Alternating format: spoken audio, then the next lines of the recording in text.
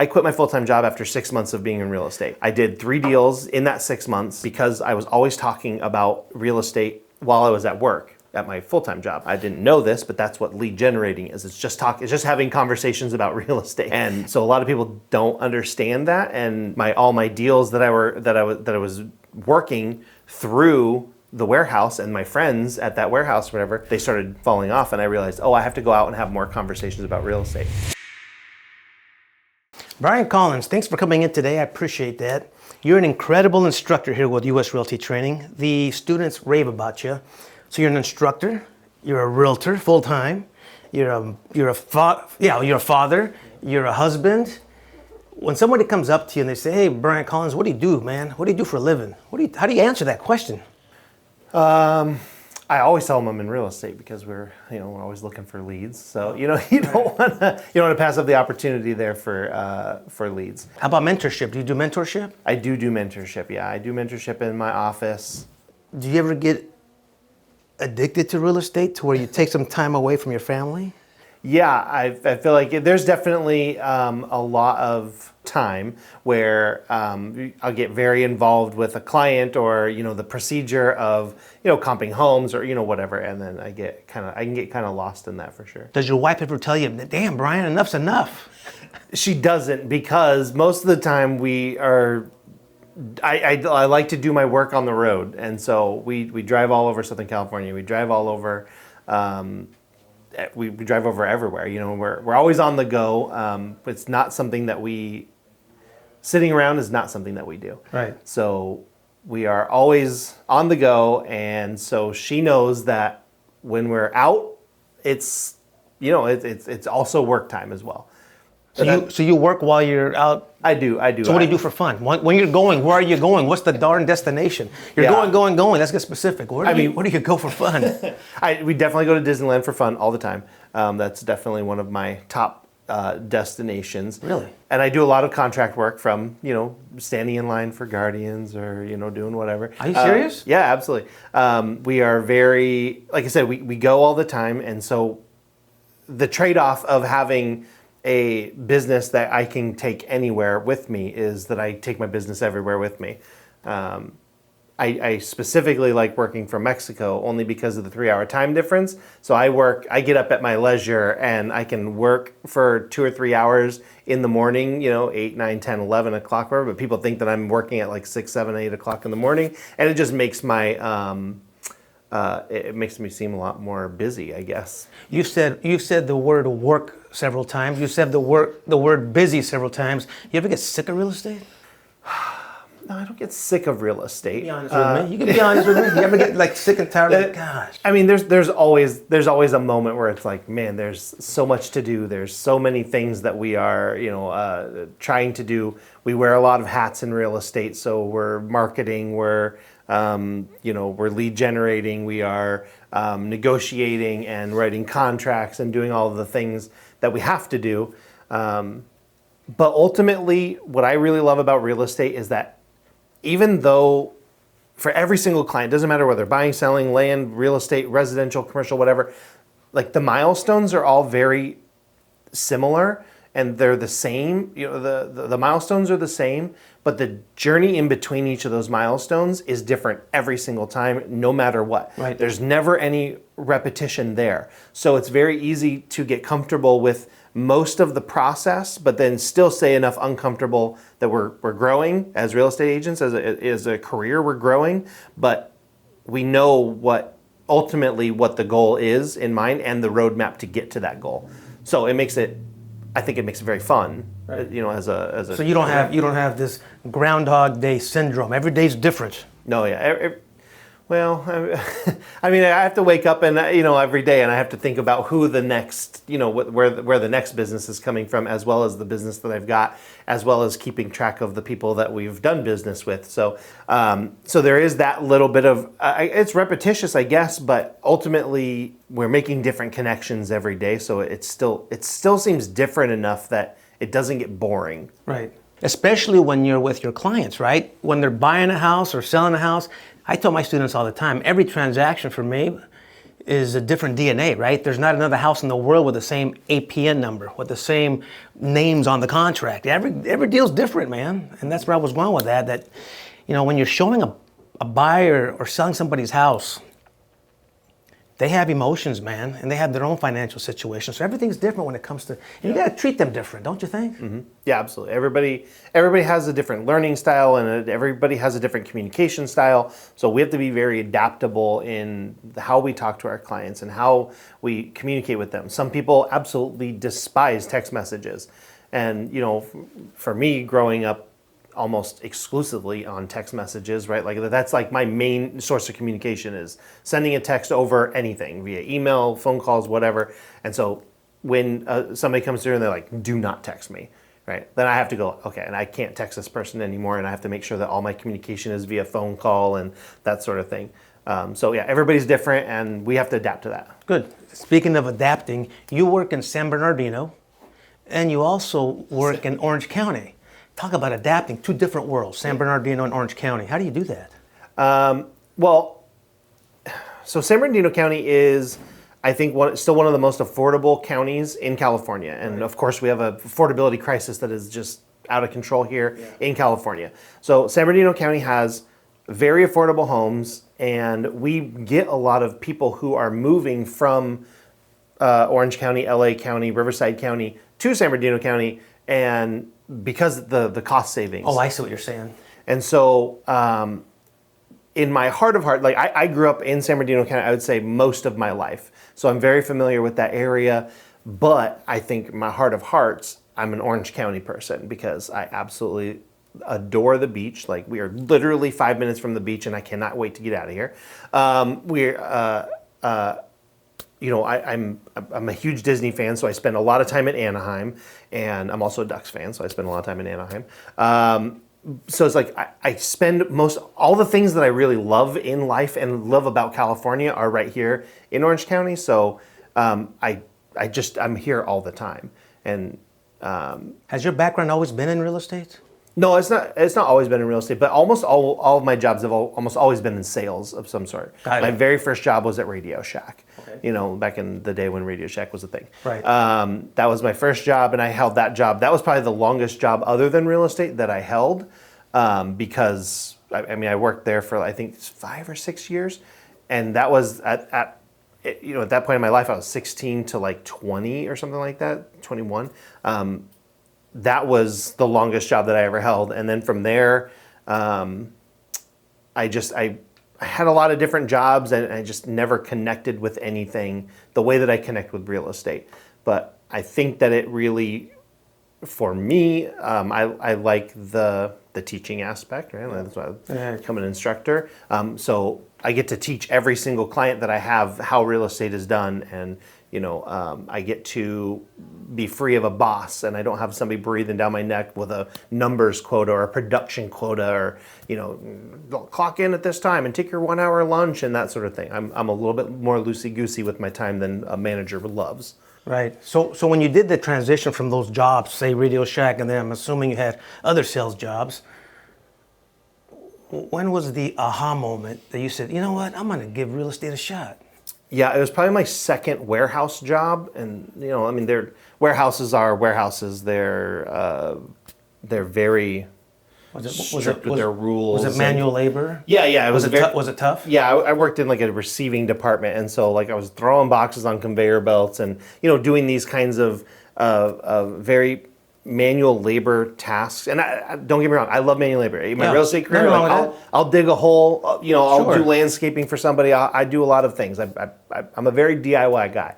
But when you have a manager going like, you're not throwing enough boxes, you're not doing this job fast enough for our liking or whatever, and I'm just like, dude, like my body has limitations, and which is like, because I was in the best shape of my life at that warehouse, because I was it was a very physical job, but ultimately, like, it was really damaging to my body. I got a bunch of shoulder injuries and stuff like that, and so the moment was like, I don't want to do this anymore. I don't want to be here anymore. This job is going to suck the soul out of my life and ruin my body. Actually feel that? Yeah. You actually feel it. You could feel it leaking out of your body every time you clocked in. It was just like, oh, there goes a little bit more. See, this is a good story for those who are watching, going through a similar thing. So what happened? How did you get that? I got to get out of here. I met a real estate agent through another friend or whatever, and he was just always around and always available. And I was just like, how are you available? Like, I work nights overnight, so I kept my days free so that I could spend with my family,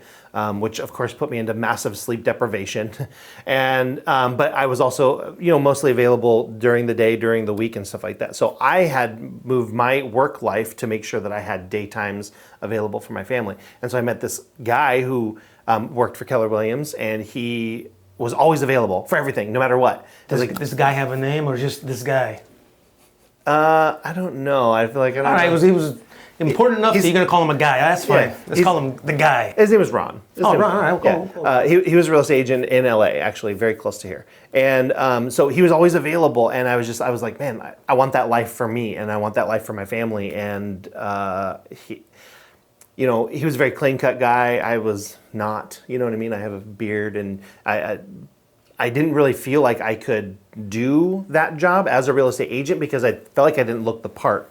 And so I started looking into doing the YouTube, those conferences, where they use other people's money, be a real estate investor, and all the HGTV stars are trying to like make an extra buck or whatever. And so like I fell for all of them, and I went to all their seminars and did those things. And then I just realized, like, okay, I could probably find YouTube videos that would teach me how to do this, and that was fine. But honestly, the actual moment was I was going through those classes, and someone said, "Oh, you need to know a real estate agent," and so I didn't go to Ron because he didn't work in my area that I was trying to do real estate in. So I went to another friend of mine. Well, he wasn't really a friend. He was an acquaintance of mine who I went to high school with. I knew some of his family members and stuff. So I was just like, okay, I'm going to ask this guy, like, hey, you'll be my real estate agent. We'll do real estate deals together and stuff. And at the end of the day, he kind of was just like, you aren't doing anything, so like, get a life. And I was like, wow. I was like, okay, so ultimately, I was like, well, it seems like I'm just gonna have to get my real estate license if I need to have a relationship because the people that I'm trying to build relationships with didn't want anything to do with me. So I was like, well, I'm gonna get my real estate license, and I was like, I'm just gonna use it for our own investing stuff or whatever. But once I got into real estate, I was like, the investing thing, honestly, it was not what I was looking for. Like, in my body, in my soul or whatever. Helping people buy and sell homes was absolutely way more fun and way more interesting than any of the other stuff that I was set out originally to do. And so that was that moment where I was just like, oh, this is what I'm gonna do. Got it. Well, let's pump the brakes there for a minute. Let's talk about fear. When you went from your previous jobs to going into real estate, there had to have been at least an ounce of fear, thinking, what am I doing? Am I taking a huge risk? Yeah. From a 9-to-5 consistent job to who knows what's going to happen. Yeah. That fear ever hit you? And that fear is always there. I mean, I'm 9 years in, I still have fear of, what's going on. But that's a motivation for me. That's a motivator for me to make sure that I'm doing the things that I need to do. Interesting. Right? So fear is a motivator for you. Yeah. I mean, I can't fail, right? My family depends on my income and this sort of thing. So is it a happy fear? I mean, it's not like danger fear for sure. It is. It's just the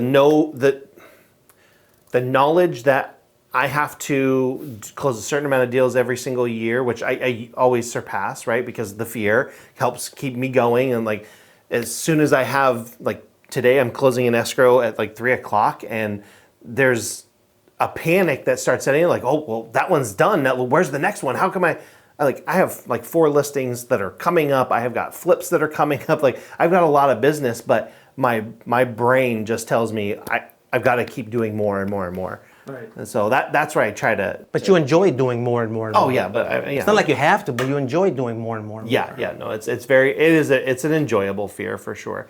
You remember your first deal?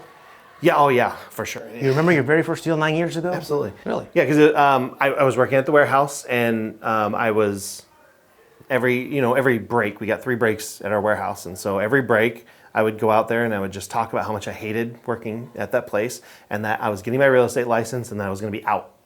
And so one of the things when you talk about fear, that was one of the things that I hated that job more than I was afraid of what was going to happen. Wow. So the motivation for me to leave was a no-brainer.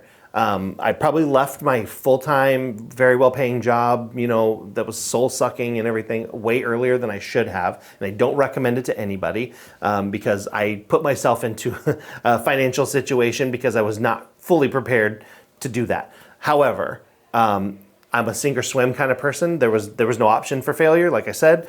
So I took that leap. I quit my full-time job after 6 months of being in real estate. I did 3 deals in that 6 months. Because I was always talking about real estate while I was at work at my full-time job. And so I didn't know this, but that's what lead generating is. It's just having conversations about real estate. And so a lot of people don't understand that. And I didn't either at the time because as soon as I left, all of a sudden I stopped having all those conversations. And then all my deals that I was working through the warehouse and my friends at that warehouse, whatever, they started falling off, and I realized, I have to go out and have more conversations about real estate. But my first deal was one of my friends. He said, as soon as you talk about this so much and you seem very passionate about this, so as soon as you get your license, I want to buy a house. Wow. And I said, absolutely, let's do that. So I got my license in November. We were in escrow, I think right around December 1st or 2nd. And then by January 3rd, I closed my first deal. Well, let's go back to that day, the minute you get the confirmation of recording, meaning escrow calls you and says, this is done. It's done deal. Go pick up your paycheck, your commission check. I mean, can you go back to that moment when they handed you your first, I don't know how big the deal was, it must have been a few $1,000s. Oh yeah, for sure. How'd that feel? Oh yeah, I mean, that was really good. Like the fact that I did not have to, trash my body and my soul in order to earn the same amount that I was making at my 9 to 5 was a huge relief. And it was very exciting to go, hey, this is something that I'm going to be able to repeat over and over again, sometimes 3 or 4 times in 1 month, and so it really builds on being able to, have a successful career that way. Yeah. Let's put the ducks in a row, though. You went from Radio Shack, warehouse. No. Okay, well, there are 30 jobs in between there. I mean, I don't want to go through all 30 though. Yeah. But you went from sales to sales to sales to realtor to now you're in the top 8% of the nation. How the hell did that happen? I mean, it's consistency. It's you have to like anything that you do. It's being consistent. And I feel like around the third year of being in real estate, I really realized that mindset is almost 100% of your business. You have to understand that you've got to choose to go out and do the work that you don't want to necessarily do. I don't love cold calling or anything like that, so I don't do any sort of cold calling. But what I do love is just talking to people. I like just mingling with people. So once I realized that I don't have to do all of the worst parts of real estate, which is like cold calling and making people angry with you, you can just pick and choose the conversation method that works best for you. I have a friend who does a lot of cold calling and he absolutely loves it. It works really well for him. He's very successful with it. But for me, I don't feel like I can make a connection over the phone with somebody in 2 minutes that's going to make any sort of lasting thing. But I can door knock. I can stand in front of somebody and say, here's a valuable piece of information that you didn't have before. Here's my card and let's talk about it sometime. What do you do when they slam the door in your face? I just walk away. I mean, I don't take it personally because again, I always, when I door knock, I don't go, I'm not asking them if they're buying or selling a house. I'm not asking them about real estate. I very purposefully choose to bring a piece of value to them. They can't say no to me. I can say, here's a piece of paper with all of the new laws that passed in 2025 that affect homeowners. If they don't want that, that's on them. That's not on me. They're not rejecting me. Right. Most of the time, my spiel is, "Hey, I'm Bryan Collins. Here's here's the most updated laws that affect homeowners in California. Thanks so much. See you later." They don't even have a chance to say no or don't leave it or don't do anything or don't. Well, what do you include on that flyer? Let's give the viewers a little tip here. What do you include on that flyer aside from general information? But yeah, I mean, I'll put some general information about like I said, The law or whatever. Yeah, the law that passed or something like that, and then usually, at the bottom it usually has my information on it. Now we're talking. So Yeah, you do use it it's as a branded tool for sure. Yeah, of course. Oh, good. Yeah, so it's branded, and then it's something that if the more I always try to find something that is the most amount of value that I can give them, where they don't want to just immediately throw it away. But if they do immediately throw away, it's no skin off. No, I'm totally on your side. I tell my students all the time, and I've done it before. When you walk up to a door, you got to give value, right? I used to give comparables of properties that sold in their neighborhood, so I could tell them, "Hey, take a look, man. Take a look. Just so you know what's going on in your neighborhood. You got any questions? Give me a call." Yeah. That's the big gift. It's not a calendar. It's not a magnet for the fridge. It's going to stay there forever. I'd like to give them something valuable, and I think that's a great tip that you're giving our viewers. What's one system or daily habit that changed the way you work? Something you wish you'd done earlier in your career?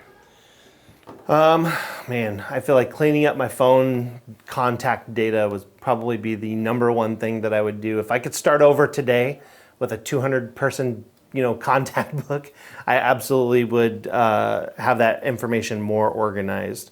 You save people in your phone as, nicknames, and you put, whatever, you just put uncle something or whatever, if I would have started now, I would definitely make sure that I have first name, last name, birthdays, especially birthdays. Like those are so important for you to be able to connect with people.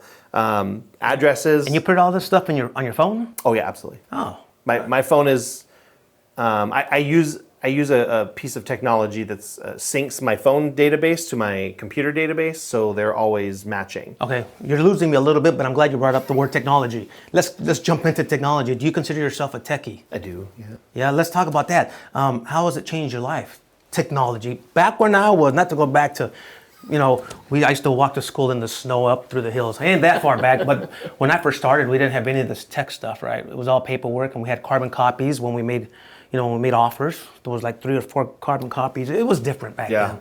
How has technology? Yeah, how has technology changed your career? I mean, I came into real estate in 2015, so 2015. So I feel like technology has always kind of been there, right? Like I came in with cell phones and laptops and tablets and those types of things. So.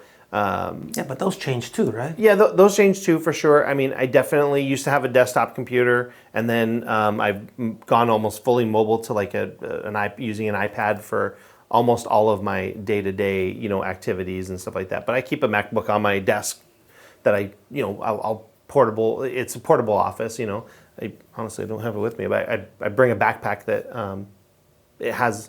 All of my daily essential stuff in there, which is, video recording equipment and, my laptop and microphones and all sorts of stuff. What's your favorite tech tool that you have now? My favorite tech tool?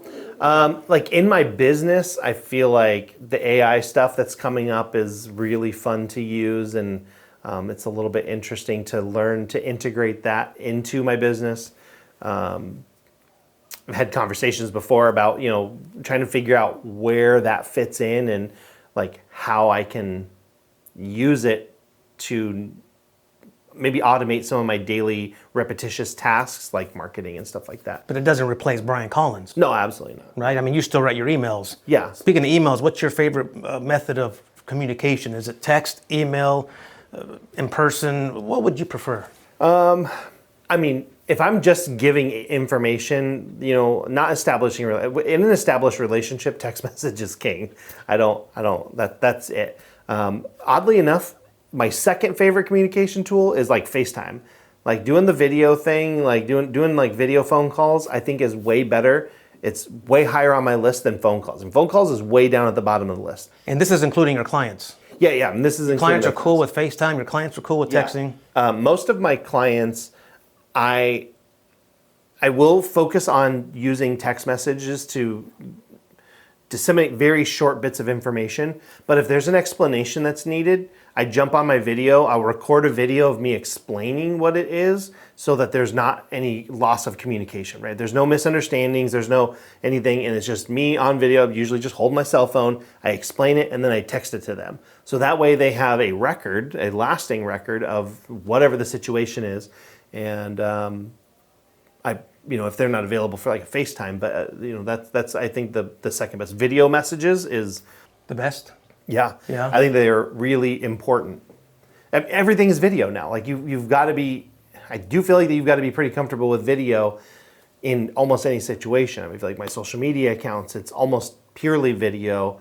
My lead generation tactics are almost purely video, whether it's a QR code on a flyer to a video saying, thanks for not throwing my flyer away, something as simple as that gets lots of good responses. And Well, let's go into social media. How do you use that to your advantage for your business? And which one is your favorite platform? I definitely feel like Instagram is my favorite platform. I don't really know why. I've been on Facebook longer, but Instagram, I think it really drew me because it's mostly pictures and video. And so I didn't join it until I think I started in real estate. So I've only probably been on Instagram since like maybe, well, I don't know, I guess it was before then, but it's not been too long, like maybe 10 years that I've been on Instagram. I feel like it really helps with taking pictures of homes and doing video tours and that sort of thing.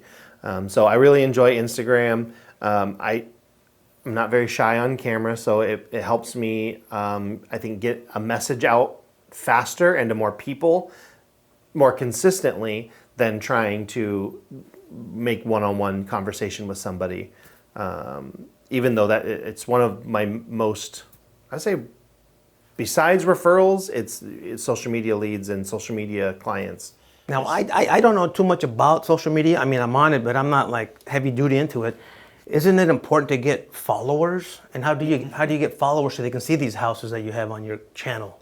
Yeah, I mean, getting followers is really just putting out content that's valuable, and people say, oh, I like to know more about that, or if this person's putting out consistent good things, to be able to follow. Hey, did you ever get a deal using social media? Yeah. Really? Yeah. Tell us about that. I mean, I want to say probably 3 transactions a year come from people who were from social media. Are you serious? Yeah. Wow. So I'd like that to be like 30, but Well then still 3. I mean 3 here in LA where I live. 3 deals. Let's assume the lowest is probably on the average say $1 million a deal. That's $3 million on 3 deals. That's a pretty decent, nice, heavy duty 1-year salary for somebody. Yeah. I mean that's pretty good. Yeah. What recommendation or advice would you give somebody when it comes to social media then? The things that I always tell people is, number one, you just have to be consistent. You just have to post the stuff. On my way over, I was doing a story and I was like, I hate that. And I handed my wife the phone and I said, post it, like put some stings on there. She helps me with that stuff.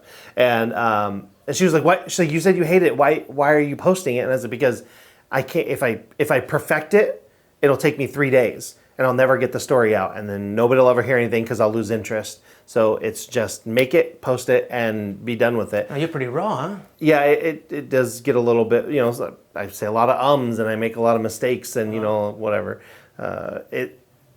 It's embarrassing at first, but eventually you get over it, and once you get comfortable with yourself, then it's easy to do that. And I also tell people you don't have to be on camera either.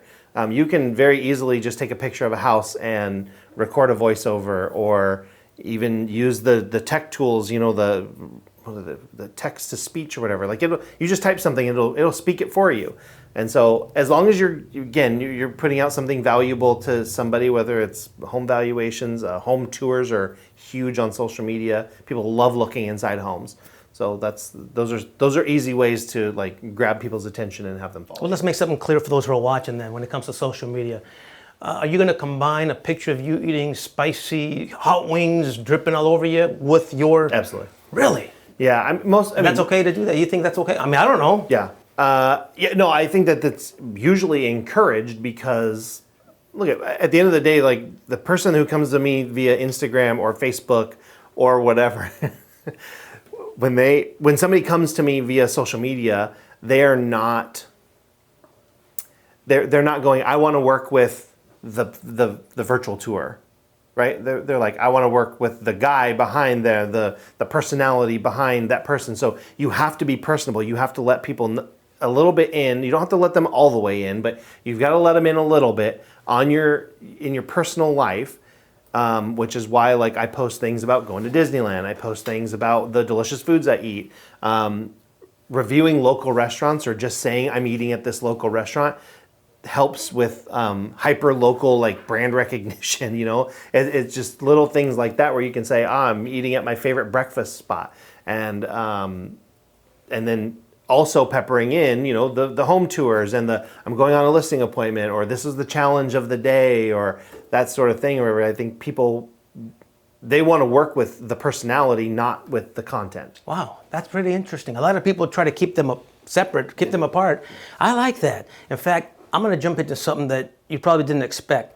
I have here in front of me a review from somebody Okay. who gave their opinion on your services. And you said something just now that was pretty interesting, putting your personality out there. Okay. It says here, Bryan Collins with Keller Williams is an amazing instructor and personable human being. I mean, they started off the review with that, right? He has a lot of knowledge and understanding about real estate because of his experience in the field. That's what made his class teachings extraordinary and interesting. It felt like it was more than a course, but a conversation. Again, personable, right? Yeah. Which allowed the information to stick to my brain a lot more. It goes on and on and on. It says, Bryan Collins definitely means you're going to have the tools you'll need to get your license. He will literally answer any questions you have from the moment you meet him to beyond the completion of the course. I could not recommend Bryan more as a mentor to them. But well, that's very nice. Yeah, you got to read these more often. I do, but really it shows the importance of personality, what you just said, yeah. Right? How that make you feel? It makes me feel a little embarrassed. I feel like I don't Really? Yeah. It's very nice to hear that, because obviously when I'm doing my classes, right? Like that's exactly what I'm trying to put out there. I'm trying to let them know that, like, we're human beings.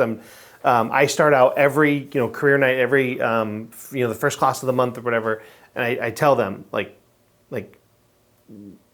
you're not alone. We're all been there. Every real estate agent you've ever met has sat in your position and felt overwhelmed by the amount of books, right? Because those books are huge, and the quizzes and everything seems so over the top important that it can feel overwhelming. And so I try to let them know right away that it is okay, and that every new thing feels overwhelming until you become comfortable with it, and before until you've had more experience with it, and then it becomes something a little bit less overwhelming for your everyday activities. Yeah.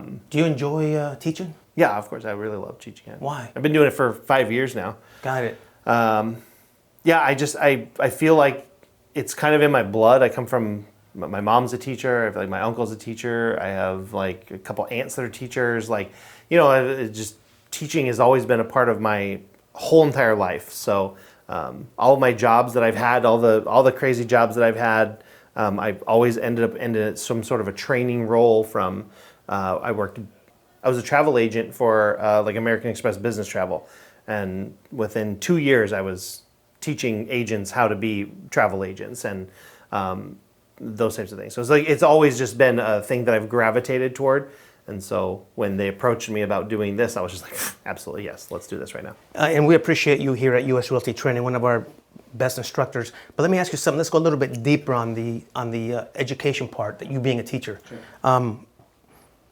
Sometimes it's not easy for these people in your class, right? Sometimes they get discouraged. They're like, this is overwhelming. What am I getting myself into, right? I had a student once who came in, first class. He held me back for about half an hour. And he says, do you think I could do this? And I said, well, I don't know what I said. This was years ago, about 13 years ago. I don't know what I said, but he says, but I have a background that's not the best. with the law and this and that, and I really want to change my life. And I don't know what I said, but he decided to get his license, and he's one of the top realtors in Beverly Hills now. Nice. What do you say to somebody in your classes who are discouraged and say, damn, I don't know if I could take this on? Yeah, I also felt the same way. I mean, I have a beard and I have a bald head, and I came from a background of working in a warehouse, and I wore pretty much just black Dickies and a black T-shirt because there was no point in wearing anything else. And so I was like, I'm not a suit and tie person. All the people that I see, they're all dressed up all the time. Like golf clothes is like my tuxedo. Like this is as close to dressed up as I really will get. And so going into this, I had that image. I had that. By Keller Williams, we call it a limiting belief that your looks are going to keep you back from doing this. But now that I've been in it for 9 years, like there's every type of person in real estate, every type of personality. So what do you tell them? What do you tell them to say, hang in there? Yeah, I mean, I just tell them, like, if you believe that you can do this, you absolutely can do this. Because, again, mindset is almost 100% of the job. You have to believe that you can. Can anybody do this job? I mean, think about that for a second. I mean, think of all the hundreds, if not thousands of students that have been in front of you. Have you ever doubted somebody saying, what are they doing here, man? They're wasting their time. Are we allowed to do that as instructors? Should we? Is it the truth? Talk to me. That was a lot. Well, you know where I'm going with this. Yeah, I think that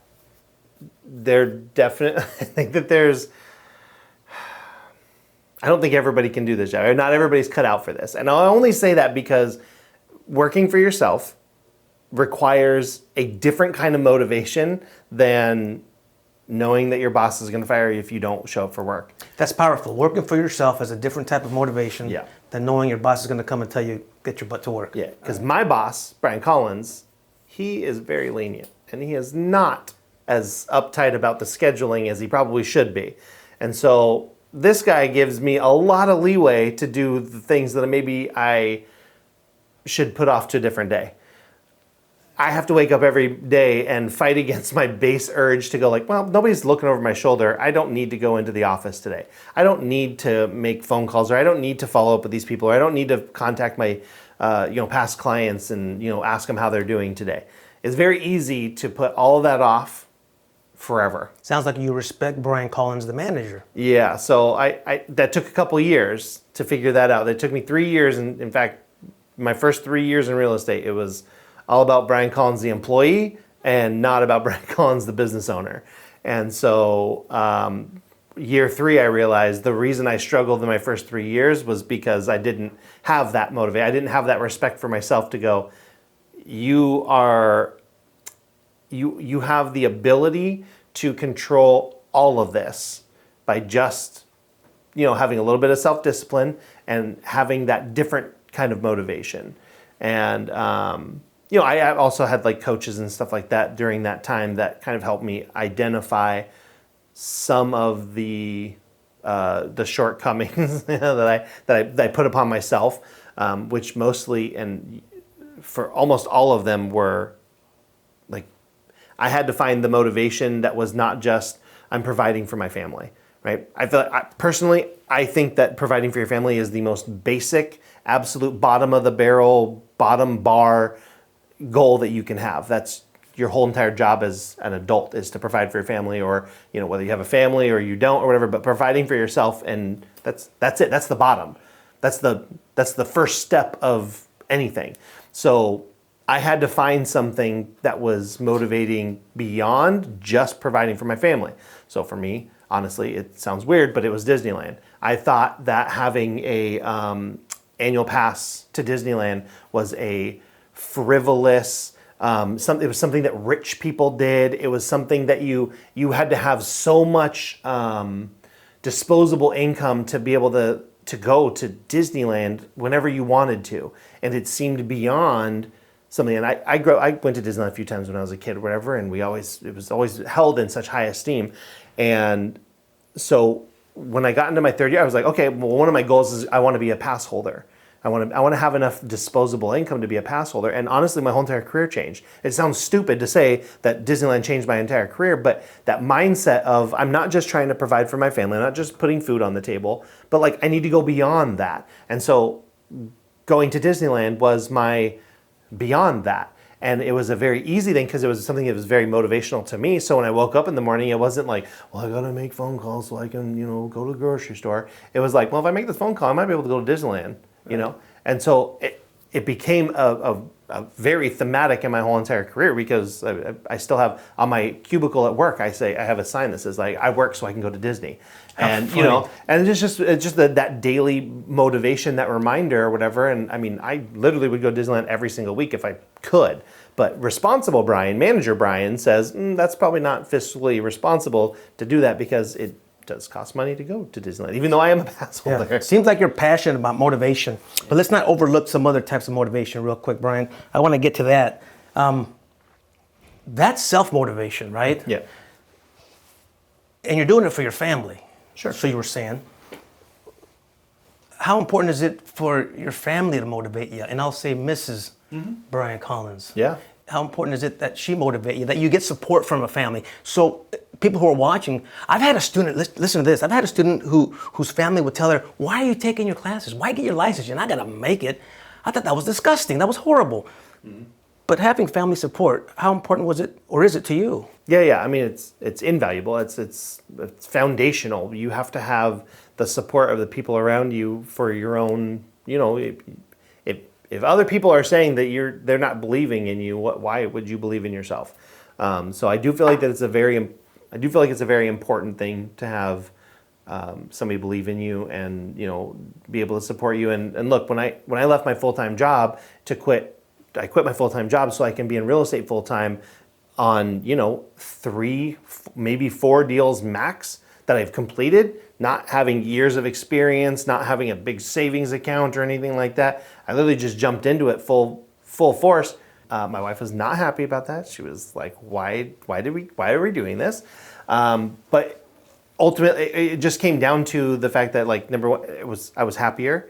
I absolutely hated working at that job. You know what I mean? And it wasn't like the company or anything like that. It was just that specific position and job that I had or whatever. I didn't love it. So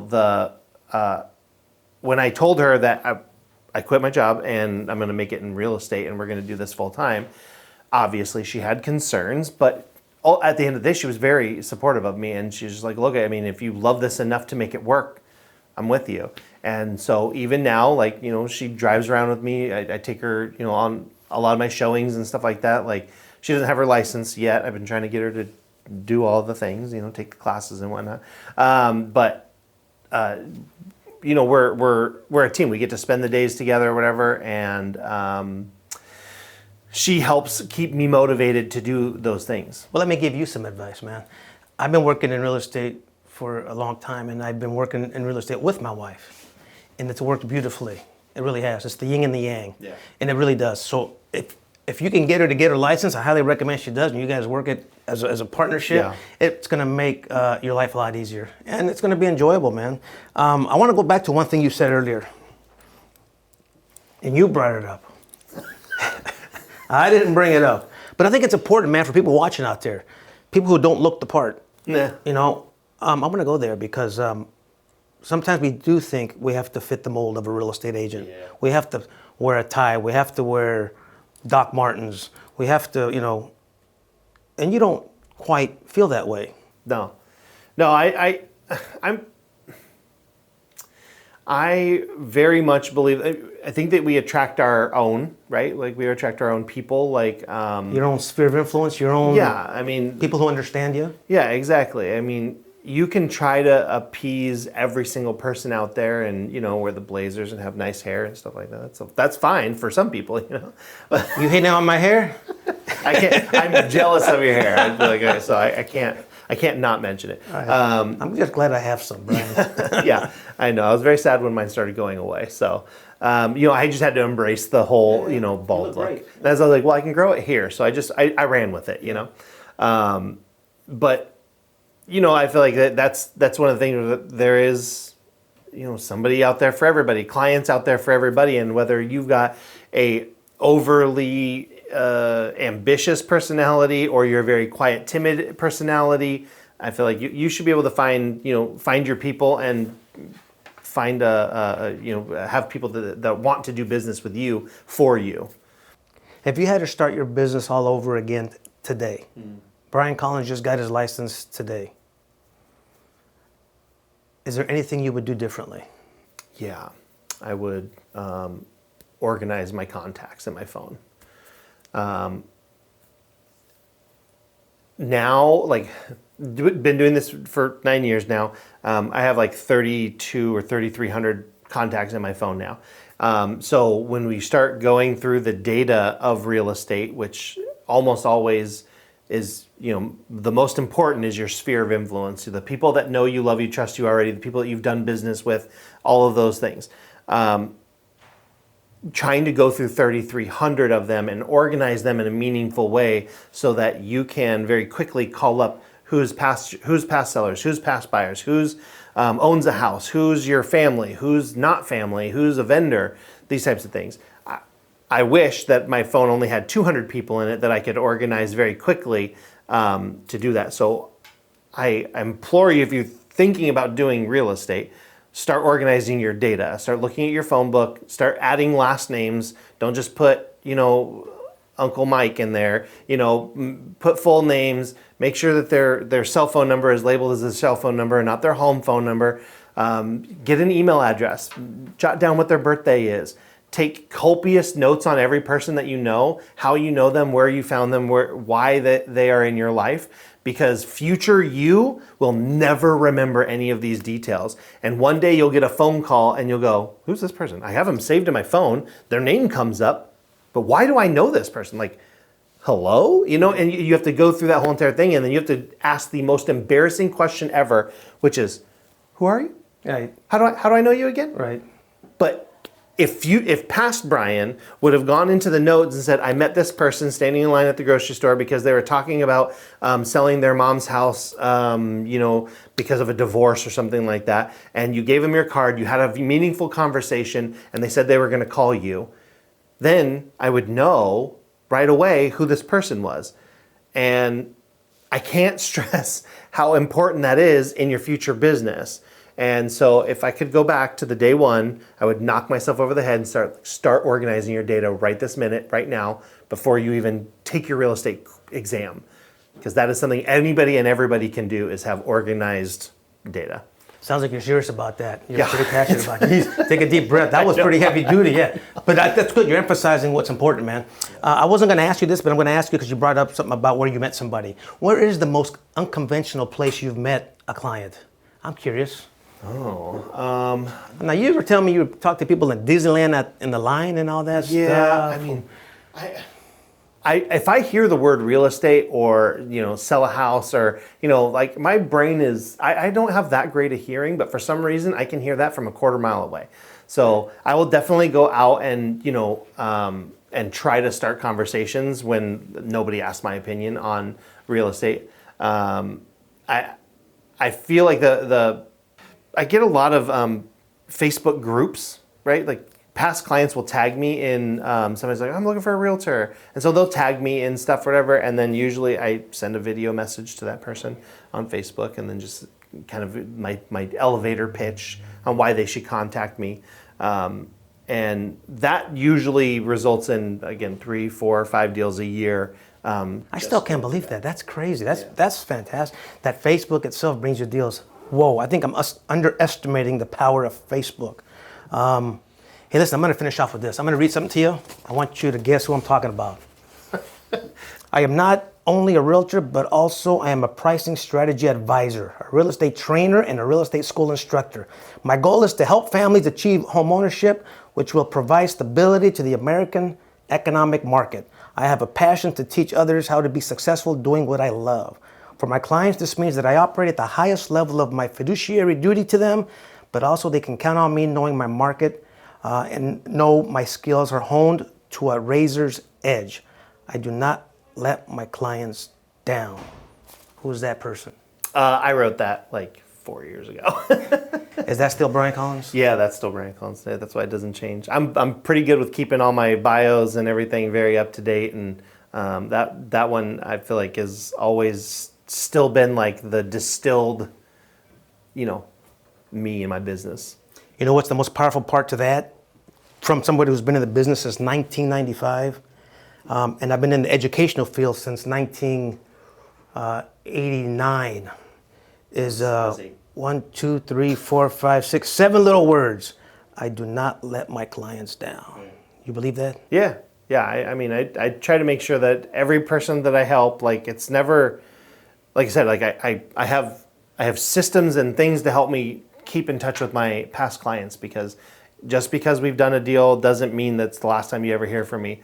I want to make sure that every person, you know, within a couple of weeks, how's your house treating you? Is there any issues? Sometimes, you know, things pop up and you have to help them walk through the first time they make a home warranty claim, or, you know, God forbid something more dramatic happens, you know, home insurance, deal with home insurance issues. So I try to keep up with everybody and as much as possible, because it's not just when you spend a lot of time with somebody, when you help somebody pick out a house that they're going to live in for 5, 6, 7, 8 years, something like that, when they have trusted you to make the biggest purchase of their life, like, it's not just, oh, this is a client that I know now. Like, at the end of the day, like, these are my friends now. These are people who I keep in my life and who I keep in contact with, not just because of my business, but because I genuinely like them and I want to keep them in my life. So I have a lot of friends now. Hence, I do not let my clients down. Your motto. Hey, I appreciate you coming. Man, this was a fantastic conversation. Anything else you want to say to those watching? Where can they reach you if they're interested in buying a home, selling a home, wanting to take our courses at US Realty Training? They can have you as an instructor. All they have to do is go to our website. Anything else you want to tell them, your contact information and all that good stuff? You can find me on social media at bjcsells.com. Say it again. BJC, like Bryan J. Collins. Got it. bjcsells.com or at bjcsells, and my website is bjcsells.com. That's it. I feel like that's the best places to get there. Thanks for coming.